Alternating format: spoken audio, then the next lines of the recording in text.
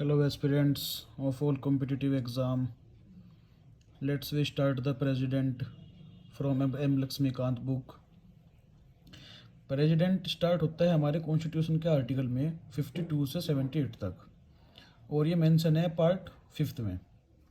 ठीक है, तो सबसे पहले हम बात करते हैं ये इलेक्ट कैसे होते हैं. ठीक है ना.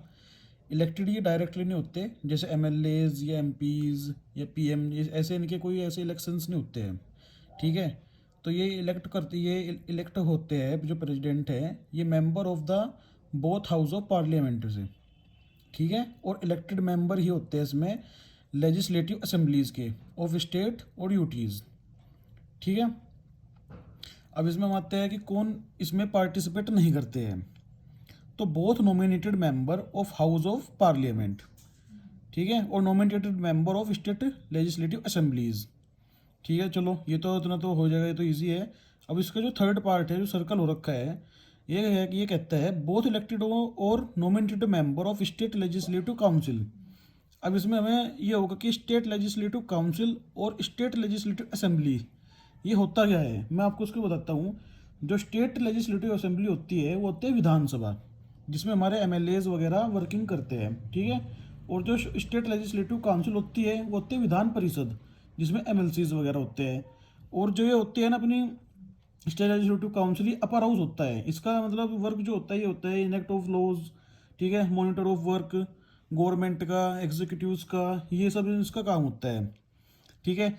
अब चलो हम बात करते हैं, चलो यहाँ तक तो पढ़ ही रही है प्रेसिडेंट. इसके साथ साथ हम एक और चीज़ डिस्कस करते हैं सीट्स के बारे में, कि हाउस ऑफ पीपल में कितनी, लोकसभा में कितनी सीट होती है, काउंसिल ऑफ मिनिस्टर्स यानी कि राज्यसभा में कितनी सीट होती है. ठीक है. और यहीं पे मैं आपको एक और चीज़ बताऊंगा प्रेसिडेंट का भी इसमें क्या रोल होता है सीट्स के उसमें.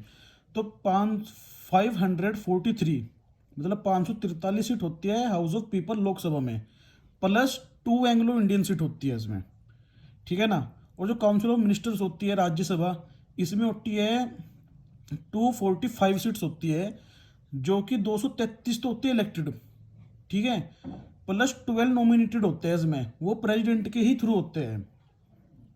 ठीक है. अब जो ये 233 है, इसमें से 8 तो होते हैं यूटीज को रिप्रेजेंट करते हैं, और 2 करते हैं स्टेट्स को. ठीक है. अब यहीं से ही एक आता है हमारे कॉन्स्टिट्यूशन के शेड्यूल्स के बारे में, वो मैं आपको बताता हूँ. हमारे 4th शेड्यूल्स में जो है वो डील करता है allocation of council of ministers, Rajya Sabha की इसकी सीट्स के बारे में, स्टेट्स और यूटीज़ की, कि कितनी सीट्स हमें लोकेट करने, कितनी नहीं. ठीक है. चलो ये मैंने आपको थोड़ा इसमें बता दिया ऐड करके. अब हम चलते हैं. अब इसका जो सिस्टम होता है ना प्रेसिडेंट का, इसको जो मतलब इसका जैसे इलेक्शन होता है, ईवीएम मशीन होती है, ऐसे ओपन बैलेट पेपर उसे होती है. इसका सीक्रेट बैलेट पेपर सिस्टम है. इसका कोई ओपन या ईवीएम वगैरह से नहीं होती है, सीक्रेट बैलेट पेपर सिस्टम से होता है. ठीक है. अब इसके बाद हम करते हैं बात क्वालिफिकेशन की. ठीक है. Must be a Indian citizen होना चाहिए. ठीक है. एज 35 होनी चाहिए. Should be qualified for election as a member of the house of people. ठीक है ना. शुड उन्हें होना चाहिए क्वालिफाई बस इलेक्शन के लिए, ऐसे मतलब. ठीक है. सिर्फ क्वालिफाई. ठीक है. ये वर्ड ध्यान रखना, सिर्फ शुड बी क्वालिफाइड ओनली. ठीक है. उसके बाद not hold any office of profit under government, public और अदर अथॉरिटी. मतलब कोई भी जैसे उनका वर्क है कि जैसे मतलब प्रेसिडेंट को जो भी वर्क होता है, बिल वगैरह पास करने, जो भी बहुत वर्क होते हैं, मैं आपको आगे बताऊंगा आने वाली वीडियोस में. ठीक है.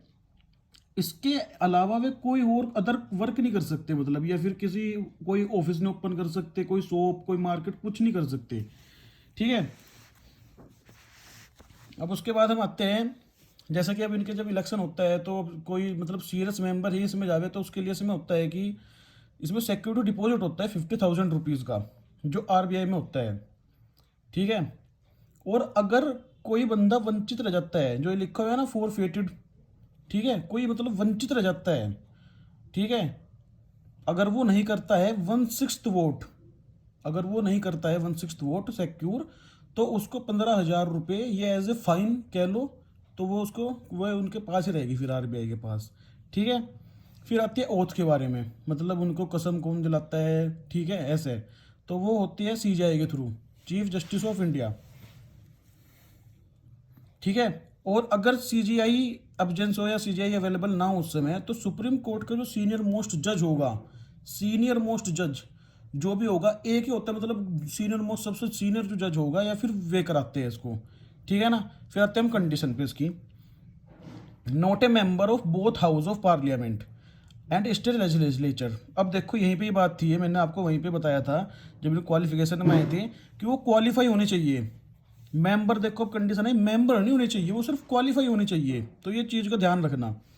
और not hold any other office, ठीक है, वो मैंने आपको बताया था, ठीक है ना, वो कंडीशन भी है और क्वालिफिकेशन भी होनी चाहिए, ठीक है। और जो उनका वो अपना राष्ट्रपति भवन होता है, उनकी कोई भी उनकी सैलरी में से या कोई अदर रेंट या कोई भी चीज़ उनको पे नहीं करनी होती, ठीक है ना, वो फुल एंटाइटल होते हैं, ठीक है, यूटिलाइजेशन करने के लिए राज्य राष्ट्रपति भवन को। अब हम बात करते हैं इम्पीचमेंट की। इम्पीचमेंट का मतलब होता है, मैं आपको बताता हूँ, महाभियोग, ठीक है। और इसे अगर मैं इंग्लिश में बोलना चाहूँ तो हम कह सकते हैं जो इनिशिएट चार्जेस होता है against public official for misconduct, ठीक है। इम्पीचमेंट का ये मीनिंग होता है। चलो इम्पीचमेंट के बारे में हम पढ़ते हैं आगे।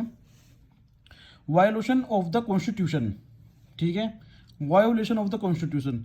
हाउएवर, अब ये देखना आप ध्यान से, जो हमारा कॉन्स्टिट्यूशन है वो उसको डिफाइन नहीं करता, इसका जो मीनिंग होगा, मतलब इसका क्या मीनिंग निकाल लेगा हम कि हाँ वायोलेशन ऑफ द कॉन्स्टिट्यूशन कैसे मानना जाएगा वो वायोलेशन। जैसे हमारे यहाँ पे बहुत होते हैं कि यहाँ कोई अगर पब्लिक को वो, कुछ भी वो करता है, कमिट करता है कोई भी क्राइम, तो हाँ वो वायोलेशन होगा कॉन्स्टिट्यूशन का, ऐसे है। तो वहाँ पे कोई मेंशन नहीं है ऐसे हमारे कॉन्स्टिट्यूशन में, ठीक है। इनिशिएटेड, इसकी जो हमारी शुरुआत होगी ना, वो आइदर हाउसेज में होती है, मतलब किसी भी हाउसेज में, वो पार्लियामेंट के बस, ओनली पार्लियामेंट, ठीक है। और शुड बी साइन, अगर चलो वो पास भी हो जाता है, सब कुछ हो जाता है, तो should be sign by the 1/4 member of the house, ये 1/4 मेंबर ऑफ द हाउस, ये ध्यान रखना। और जो इम्पीचमेंट का प्रोसेस होता है, इसको हम बोलते हैं क्वासी जुडिशियल प्रोसीड्यूर, ठीक है। हाँ, फिर उसके बाद में हम बात करते हैं either house nominated member can participate, ठीक है। जो नॉमिनेटेड मेंबर होते हैं, अभी मैंने आपको बताया था ना 12 नॉमिनेटेड मेंबर होते हैं उसमें, राज्यसभा में काउंसिल ऑफ मिनिस्टर्स में जो प्रेसिडेंट करते हैं, वो उसमें पार्टिसिपेट कर सकते हैं। जो अदर 233 सिलेक्टेड है, 233 है जो, वो उसमें पार्टिसिपेट नहीं कर सकते हैं बिल्कुल भी, ठीक है ना। और अब मैं आपको यहाँ पे एक फैक्ट बताने वाला हूँ। देखो, जो मैंने लोकसभा में हाउस ऑफ पीपल में सीट बताई थी, वो उतनी सीट होती है, उसकी मैक्सिमम स्ट्रेंथ होती है 552, मतलब 552, 552 सीटों की, ठीक है ना। तो उसके बाद जो होती है ना, उसमें जो 530 मेंबर होते हैं वो रिप्रेजेंट करते हैं स्टेट्स को, और 20 मेंबर करते हैं रिप्रेजेंट यूनियन टेरिटरीज को, और 2 मेंबर कर नॉमिनेटेड होते थे बाय द प्रेसिडेंट, जो मैंने बताया था एंग्लो इंडिया। बट अभी इसमें रिसेंट एक बात सुनो, अभी इस एक अमेंडमेंट है 104, 104, 104। तो जो ये अमेंडमेंट है, ये सीज करता है रिजर्वेशन को, सीटों को, जो एंग्लो इंडियंस के लिए थी लोकसभा में और स्टेट लेजिस्लेटिव असेंबलीज में, ठीक है ना। ये जो सिर्फ एक्सटेंड हुई थी रिजर्वेशन एससीज और एसटीज के लिए 10 ईयर के लिए, मतलब 2030 तक, 2030 तक के लिए सिर्फ, ठीक है ना। तो ये अब ये तो हुआ है इसमें, लेकिन सीट्स अगर कोई पूछे कि सीट्स कितनी है, तो सीट्स अभी भी वही 552, 552 पूरी जो मैक्सिमम स्ट्रेंथ है, या 545, अगर हम फिलहाल वैकेंट सीट बोल लेंगे तो 545, ठीक है ना, जिसमें 2 एंग्लो इंडियन की थी और 543 वैसे थे अपने इंडियन के ही, अपनी कंट्री के। तो सीट्स तो अभी वही है, लेकिन 104 में सिर्फ ये बोल रहा है कि इसमें जो रिजर्वेशन है वो सिर्फ अभी फिलहाल के लिए एससी और एसटीज को दिया गया है, कोई भी रिजर्वेशन यहाँ पे भी एंग्लो इंडियन का नहीं आया।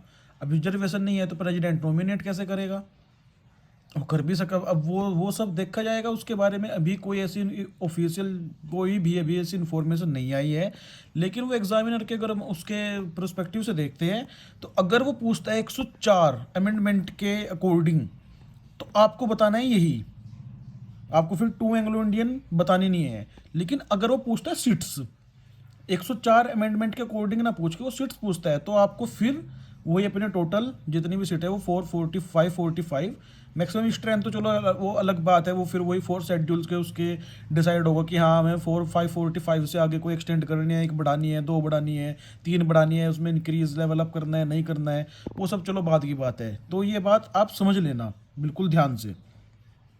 ओके गाइज, और अगर ये आपको वीडियो यूजफुल लगी हो तो इसको सब्सक्राइब और लाइक और कमेंट देना मुझे बिल्कुल मत भूलना, ठीक है।